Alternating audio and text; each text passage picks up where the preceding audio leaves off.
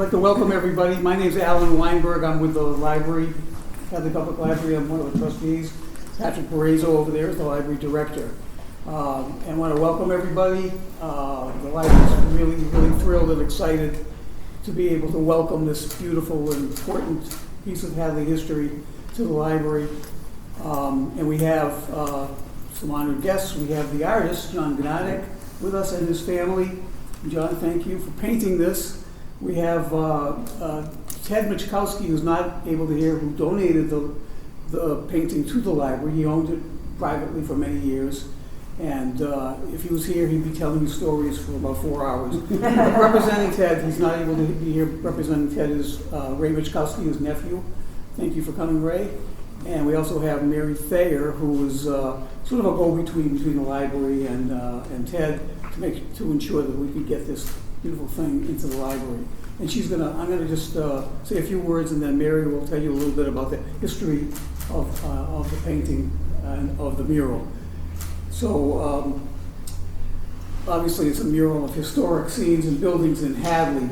John painted this many years ago, around the time of the 300th anniversary, and since then it's been in private ownership. It was used, Mary will tell you, for a souvenir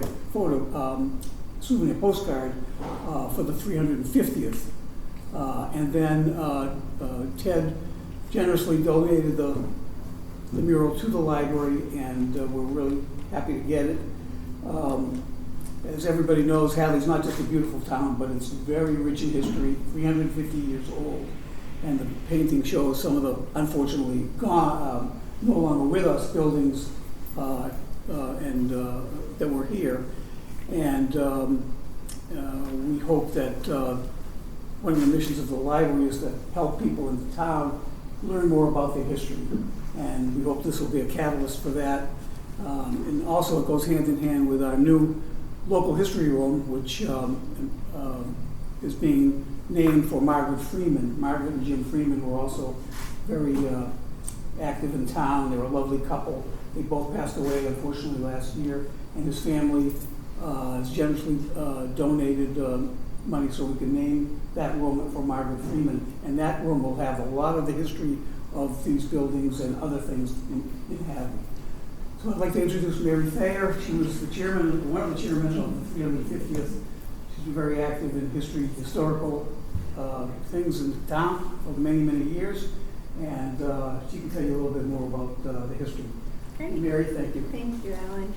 Well, it's such a pleasure to have John here and Jeanette and Melissa. Thank you. And I want to say a little bit about John. I've had fun learning more about him as an artist and then how this came to be, and then a little bit about what's in it. John grew up in Hadley on the Gnatek farm at the end on Rocky Hill Road at the end of E Street, and went through the Hadley schools. It's fun to think of him maybe drawing right here in this space as he was growing up. And he learned to paint. His father recognized that he and his two brothers, Frank and Mike, had a lot of artistic talent. And his father, they had their family farm, but on the weekends his father would take him to see museums, and occasionally take him to Rockport and Gloucester to see the artist colonies there, and really encourage their artistic talents. And starting in high school, John went every Tuesday night to the Amherst Boys Club, where Steve Hamilton, an Amherst artist, taught them to paint. They'd bring their quarter, and at 7 o'clock they'd arrive, and for 2 hours they would watch Steve Hamilton paint. And then they'd come back the next week with some paintings they had done themselves, and Steve would comment on those paintings, and then for 2 hours they'd sit and watch Steve Hamilton paint. And this went on for 4 years. But at the end of 4 years, John said he could paint and had developed a style and was feeling very confident and wanted to pursue it. He went to the Maryland Art Institute and studied there, and actually even went and studied in London, got to travel around Europe some. And then he came back to Hadley, and he had started doing murals, as he said, at the Big E as a teenager, getting used to big spaces and perspectives and how to draw big paintings. And so he had that talent already. And So now I'm going to switch to Ed Podolik. Ed Podolik was, in '56, was a 37-year-old attorney, and he had just built an office building on Route 9, about where the courthouse is, for his law office. And he loved Hadley, he loved Hadley's history, and he was filling it with historic things, and he had a big wall and wanted a big mural painted.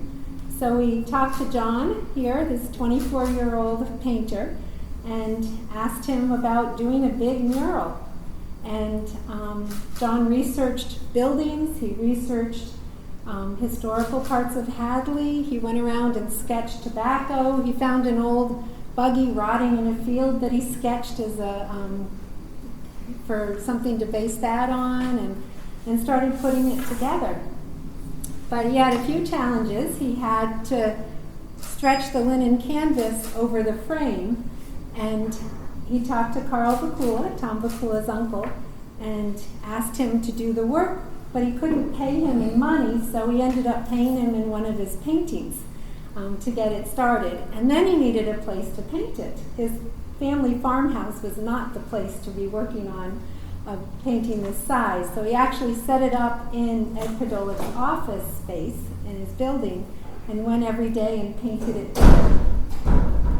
So Ed Podolik had this in his office for years, decades, and when he retired, it then went with Ed to his home, and Ed Podolik hung it in his home. So for 50 years, Ed Podolik enjoyed having this to look at in his office and then his home. And in 2007, when he passed away, Ted Michikowski acquired the painting. And Ted's another one that loves Hadley and loves Hadley history. And he was so excited to get this. And he hung it in his home on Lawrence Plain. And he talked to me shortly after, as I was one of the co-chairs of the Hadley 350th, and said, can we use this somehow in the celebration? Ed Podolik had been town moderator and town council, and he had been co-chair of the 300th celebration. And here it was 50 years later, and Ted thought it would be really nice to use this as part of the 350th. Well, we couldn't think of any place in town at the time that could house it. So John came over to Ted's house, and my husband and I met him there, and Rick photographed the mural, and we talked to our wonderful souvenir committee, led by Wayne and Sandy Buckout, and they ended up doing postcards for the 350th, which was a fun way to have the mural be part of it. And then Ted has enjoyed it for all these years since, and he recently this year sold his house and again wondered what to do with the mural. And now we have this fabulous space, and this wall actually looks like it was built with this in mind. And so Alan was wonderful and Ray to manage figuring out how this would work, and Ted, and worked with the library on how it would all work, and Ted has generously donated it to the town for everyone to be able to enjoy. So I'm going to get back to young John Gnatek at 24. He may not have been paid much for this mural, as he recalls, but it was enough for him to be able to marry this wonderful lady, Jeanette. And they raised a family of 4. And, for as many artists, John had a day job. For most of the next 30 years, he had a job at UMass at the library, and then would paint on nights and weekends and take the families out on excursions so we need sketch. But in 1989, he decided he was ready to have painting be his full-time work. And John has said since 1989, he's painted over 1,700 paintings. A lot of iconic views of the Hampshire County, of the Pioneer Valley. His paintings are treasured in homes and businesses and galleries, museums, and he said he did over 300 of the covered bridge. And many graduation gifts were his paintings of certain images of one of the colleges around, and his work is just treasured. So we're so lucky to have this representation and to have him here today. So in the painting itself, we have the first Congregational Church, which was built in 1808. It was the third meeting house. There was also town offices until the town hall was built in 1841. Next to it, tucked back there, John had to figure out how to fit everything in, is Major General Joseph Hooker's house, Fighting Joe Hooker, who was, he was born on what was Front Street at the time, West Street, and his house burned in the late 1800s, but there's a plaque commemorating him in the house. So we included that. And then Hopkins Academy was started in 1664 and has been housed in various buildings over the years. This one was built in 1817 and burned in 1860. It's interesting, that means that Joseph Hooker would have gone there to school, so it's kind of a fun tie. And it was actually in the spot where the courthouse is, where Ed Podolik's office later was, so it's kind of fun how some of these interact. The building in the back was a mill building. The mills were huge in Hadley. They were, in the mid-1800s, North Hadley was known as Upper Mills. There were so many. And this particular one was on the Fort River. If you go down East Street and turn left onto Bay Road, as you're going over the bridge, if you look to your left when there are no leaves out, you can see the stone foundation of that. But that was in the 1800s again. That one had grist mill and sawmill and even ice cream factory. The covered bridge was built in 1840 by the county. Hockenham Road went past Mitch's Marina and over the Fort River and along the Connecticut shore to the very southern end of Middle Street and where the DPW is. And it was the main road from 1840 to 1948. There was a storm and the Fort River changed its course and ended up a mile north. So the covered bridge no longer went over the Fort River and the road was no longer passable. So the town decided to extend Lawrence Plain to connect with Hockenham. So it was in the woods, kind of deteriorating a little bit, and unfortunately it burned in 1962.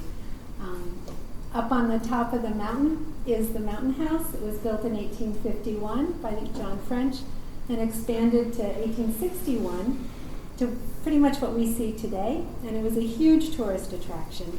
In 1940, then owner Joseph Allen Skinner, who was a businessman, donated the house and 400 acres to the state to make the Joseph Allen Skinner State Park, and it's still a huge tourist attraction. It was boasted the finest view in New England by the Frenches, and it's still one of the finest views in New England. John put in a ferry. The ferries were very important. Our whole western edge of our town is the Connecticut River. There's a ferry in North Hadley and one in Hockenham and two in West Street at each end. And the Hockenham one started in 1755 and went until 1918, I guess, when the town voted not to fund anymore the North Hadley or the Hockenham ferries. But they sure had shortened the route to Northampton or Hatfield before then. So he's got a lot of buildings in here that have been very important to Hadley's history, and certainly some still very much are. Crops, he's got tobacco and onions and asparagus and broomcorn. And I'll just say a little bit about broomcorn because that's the only one that we aren't still boasting how good our crops are today. The first broom made out of broomcorn was made in 1797 in Hadley. First one in the country. And it became a huge industry. By 1950, there were 41 broom corn shops in Hadley, making 750,000 brooms and 75,000 brushes all out of broom corn. And that was boomed for a few decades, and then it got to be some crop out west was cheaper and easier to make brooms out of. So it fizzled by the 1900s. So we don't see broom corn really today, except at some of the fairs or something like that. But the rest of the crops we're still very much known for. So we're so lucky to have this mural and so lucky to have John here today to dedicate it and have it for everyone to enjoy. So thank you, John, for your work 65 years ago and your work today.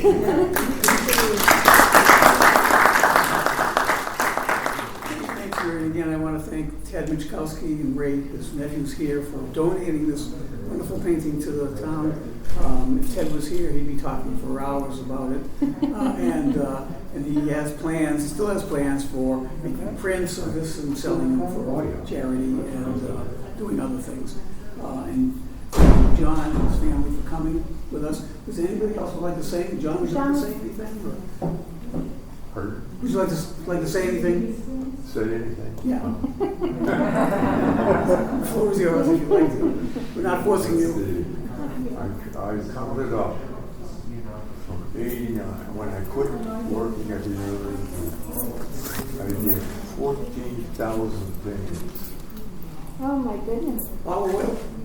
A lot of work. And thanks to my father, he loved art. He never painted, but he loved it. And he'd buy us papers and pencils because it was we were quiet, we were busy. And I went to the best training in watercolor painting I got from Mr. Hamilton in Amherst. We drive here, of course, every night, Tuesday night, and you watch him paint. That's how you learn. And we just watched him like for 3-4 years, and then he allowed you to paint. Because a few years before I quit the university, I met him, and he said, "John, I haven't seen any of your work. I want to see what you do now." So I brought this little piece. I did a North Amherst, a barn, and a nice big maple tree. He said, "John, that's not good." So he brought out this board with stretched watercolor paper on it, because that's how we did it. We stretched watercolor paper and taped it with paper tape. And wet the tape so it would stick. You couldn't use anything else because the watercolor paper is very strong. And he gave me a demonstration. Now he said, "No, anytime you have a problem in the future, come and see me." But before that, he had invited me to a great dinner. He was a great cook. And I didn't say, I thanked him for all the information, and I'm glad I worked with him and studied with him. And I didn't criticize what he said to me, but I just went on my own way and did my own thing.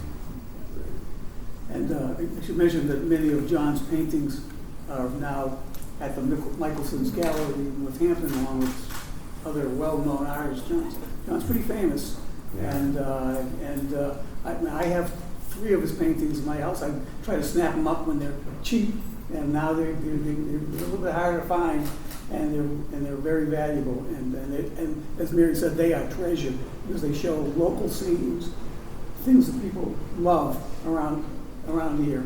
And I'm just so grateful that you did these wonderful paintings for everybody to enjoy, and now the whole town can enjoy this wonderful painting as well.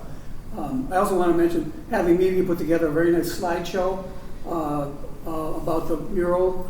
It's going to be running on Hadley Media pretty soon. This is a simpler version that's running on the TV. They did one with music, and it'll be on Hadley Media. And Ken has many of the same photos that are here on the table. So if people want to browse the history room, please help yourself to a drink of water or some iced tea, a donut. And thank you everybody for coming. And I wanted to tell you why Yes, I've gone into doing street scenes.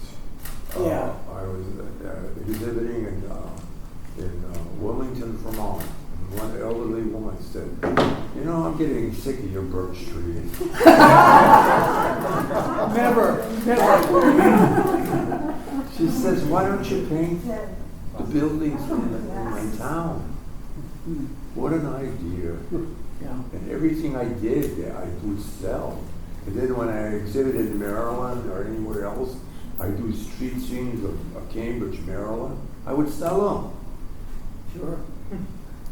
I did a lot of Amherst, Northampton. Yeah.